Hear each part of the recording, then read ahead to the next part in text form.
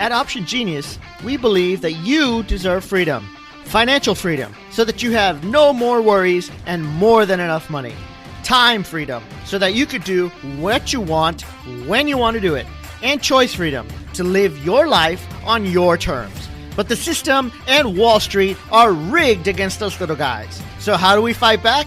Well, my friend, that's what this podcast is all about. My name is Alan Sama, and this is the Option Genius Podcast.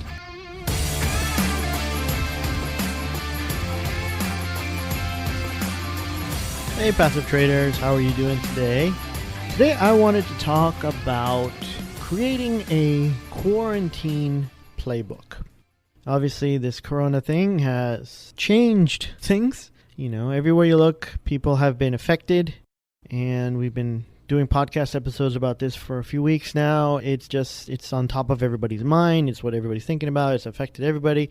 And, you know, luckily now we've gotten to the point where a lot of things are reopening. Some are already open, some are getting ready to open, or they're opening slowly. I'm in Texas, and they opened a couple weeks ago. I think gyms are open this week.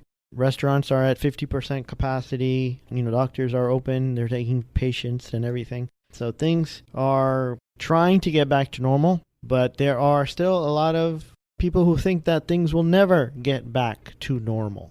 And we really don't know what's going to happen. Nobody knows. Everybody's trying to predict. Hopefully there's a vaccine or not or what.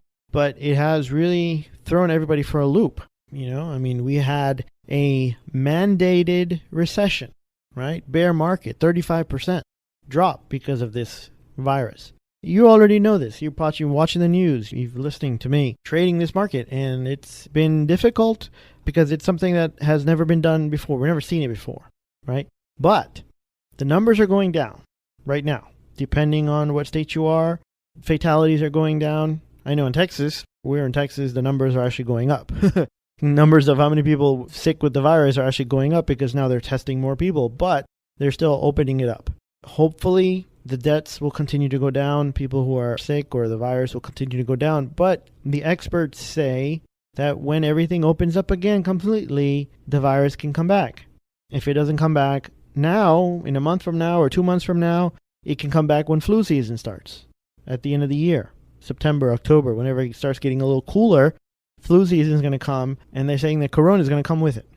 So are we going to have to start shutting down in a couple of weeks if cases go back up? I mean, that's what some of the governors have said, even in Texas, you know, pure Republican. They are saying that if the numbers get out of hand, they're going to start shutting down again. If it comes back with a vengeance in September, maybe they have to shut down again over then. So we need to be prepared. And even if this virus is eradicated, maybe a vaccine comes out tomorrow and we don't have to worry about corona ever. Well, that's not true because it's going to take a while to get everybody vaccinated. And there's still going to be those people who do not want to be vaccinated and refuse to be vaccinated. So we'll still see about that. But this is one virus which can easily mutate. There can be other viruses, other pandemics. And as the world is getting closer and travel is getting faster and it's just going to increase. So if there's a virus, if there's an illness, there's still Ebola out there. SARS is still out there. Zika is still out there. H1N1 is still out there. All these diseases are still out there. They have no cures for them. They can easily transfer to us in the United States. Or maybe there's a virus that starts here and goes over there, or goes across the pond. Who knows? As investors, as traders, we need to be prepared. And even as individuals, we need to be prepared if a quarantine happens again. And so I want to do a little mind experiment with you. Knowing what you know now, okay?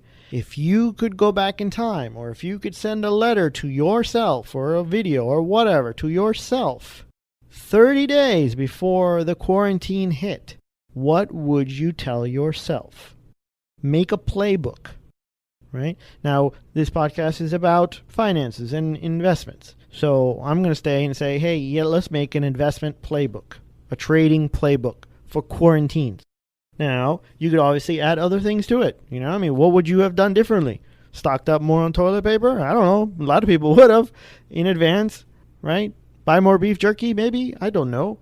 But when it comes to finances, you know, we had a steep bear market markets dropped like 30% in 2 weeks. And then we had a rally off the bottom. And now we're kind of in no man's land. We're at like 50% retracement from the bottom and the top. And now nobody knows what's going to happen to the market. But there are certain stocks that are doing really well. Certain stocks are hitting all-time highs. Certain stocks are at all-time lows. And they're probably going out of business. They're going bankrupt. So when the quarantine hits again, whether it's Corona, COVID-19, or something else, if you take some time and create a playbook of what to do, you will be prepared for when this happens again. It might be in 2 or 3 weeks. It might be close to the end of the year. It might be next year. It might be another virus. I don't know. But the only way we learn is by looking at history and then learning from it, right? That's how we learn from our mistakes. And this is not necessarily a mistake, but we're learning from history. The first time we didn't know what to do. If it happens again and we don't know how to take advantage of it, well, that's on us. That's our fault. It says, you fool me once, shame on you. Fool me twice, shame on me. Because I should have known it was coming. And we know that most likely it is coming. So prepare yourself. If you need more cash, if you need to take out a loan, you have that money ready. Whatever you need to do, have a playbook. So what are some of the things that could be on your playbook? Well, get ready to short because the market is going to drop. But not everything's going to drop. Right? What are you going to invest in? When are you going to invest? If you have no money sitting on the sideline, then you won't be able to take advantage. If you're 100% invested, then when it drops, you're going to have a big loss. And then when it recovers, you won't have enough money to put back in. So that's why when we're doing passive trading, we're selling options, but we're keeping money on the side. And so if there is a drop in the market and our favorite stocks lose, then we can go ahead and start buying them. Right? What strategies are you going to be using? In a bear market, something like an iron condor was not going to work. The market volatility shoots up sky high. Butterflies, calendars, all these non-directional trades will not work because there's just too much volatility. So this is something you need to think about in advance, something you need to be aware of. Now, we've already been through it to some degree. We can say it's not over yet, but we've been through the worst in this cycle. If there's another cycle, you should know what to do and be prepared. So that's what I want you to do. That's what I want to focus on in this episode. That's what I'm talking about, is having you sit down and take a look at what really happened, what hurts you, and how can you protect yourself. There are some of you who are looking and thinking about it, and they're like, man, I lost my job. There are a lot of people, 40 million people, who lost their job. Now, hopefully a bunch of them will get their jobs back, but a lot of them will not get their jobs back. Well, if we have another virus in 6 months, another quarantine, you're going to lose your job again if you don't do anything about it. So if you're not investing, if you're not passive trading, if you're not doing anything with options, then you need to learn now so that you can do it when you're stuck at home. Because right now, yes, the government is printing as much money as they can. Yes, they're sending everybody checks. They might send everybody more checks. But they can't keep doing that forever, right? Eventually, they're going to stop, and you need to take care of yourself. What if you had a nice, cushy job, but now you have to work from home? And work from home also means that your kids are home. And so you're not getting anything done. Or maybe you're a freelancer, and you get paid by the hour, but you can't get stuff done because you got to take care of your kids. Well, maybe you need another source of income. And so when I'm talking to people, traders, I'm hearing two different stories.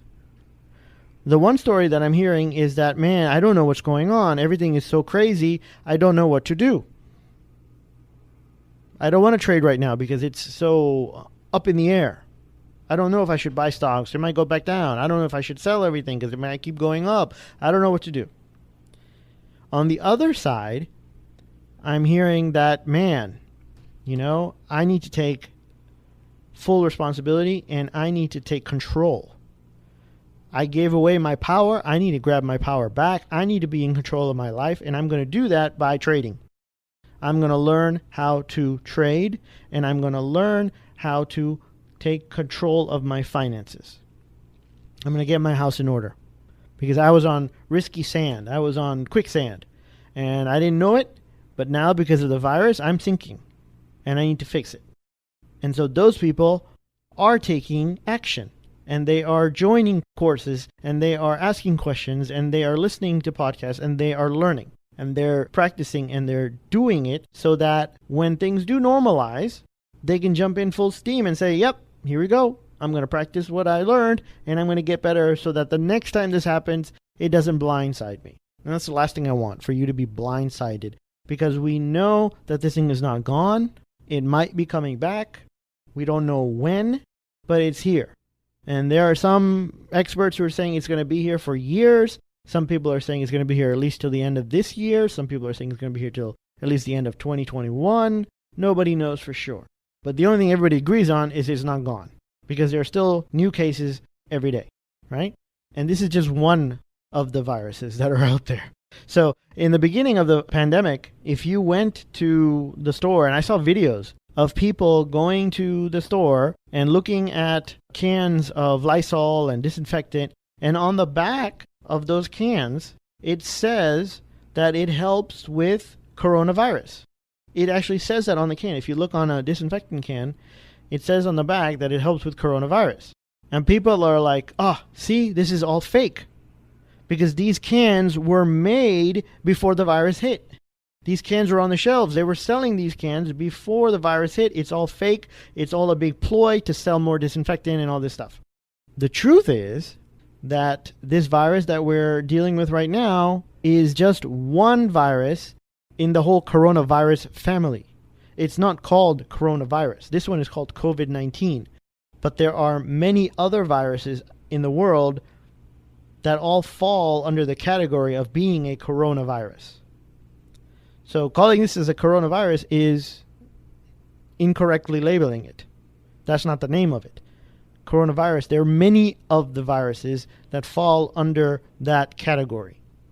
And so that's why these Lysol cans had it on there that, hey, this works for coronavirus, because there's not just one. So now there's not just one, we're just dealing with one and it's causing so many problems. What if another one hits? Or two hit at the same time? You know? This is a wake-up call. Not only that, but they say that this virus is hitting more and it's hurting more people because of the way the environment is. Now, I don't know how much to go into that one, but it is true that these natural disasters that we're having more and more common are now hurting people who are actually sick. So that's a whole different story. But what I want to talk about is the playbook. Go back in time, take a look at what happened. What are the things that you would have done to protect yourself? What are the things you would have done to capitalize on this? Because there are people. I was talking to somebody just the other day. He said it's a friend of his, and he has a factory in China where they make those little wristbands. You've probably seen them. They're rubber. They give them out, as freebies, but they come in different colors and they're on your wrist. The Livestrong used to have them in yellow. They all come in different colors for branding and whatnot. So this fellow has a factory in China that makes these things. Well, when this whole thing hit, they switched the factory from making these wristbands into making masks and some other personal protection equipment. And supposedly what this guy told me was that their factory made $15 million by switching over and selling this stuff. So there are people out there that did take advantage. There are people that got rich, very, very rich. There are still people that are taking advantage. And if you did not take advantage, then you need to be prepared for the next time. I've been talking about in our Facebook group about some of the stuff that I was doing, and I made a list of some of the companies that I wanted to buy as they were dropping. So when the bear market was going on, I started making a list. And this is probably, I already have a list of companies that I want to own. But because of the difference in what happened here, not all companies fell or dropped at the same rate. And so restaurants really got hit. You know this. Airlines got hit. Cruise lines got hit. A lot of other companies got hit. And I had to make a completely new list of stocks that I wanted to buy. Not for the long term, but just for a short bounce, because I thought the bear market was overdone. So when they stopped dropping, that's when I started buying. Now, I found some good companies that I think I am going to keep for a long time, but just about every company that I bought, every stock that I bought is up. They're up at least 20 to 30%, all of them. Some of them have more than doubled in less than a month. So I took a gamble a lot of these companies, they could have gone bankrupt, which is true. But I put a little bit of money in each one, diversified my bets, and now I'm back to being more positive. So even though the stock market has not recovered, my accounts are back to where they were before the bear market. So yes, there is always a way to take advantage. Because I remember in the financial crisis, I freaked out and I sold. I sold a lot of stocks. As they were going down, they were going up. I was trying to trade it back and forth, and I lost my shirt. I lost a lot of money. This time, hindsight, experience, call it whatever you want, I didn't sell anything. Instead, I had money sitting on the sideline, and I started buying. And I started buying stuff that I wouldn't buy normally. I bought some insurance companies. I bought Shopify.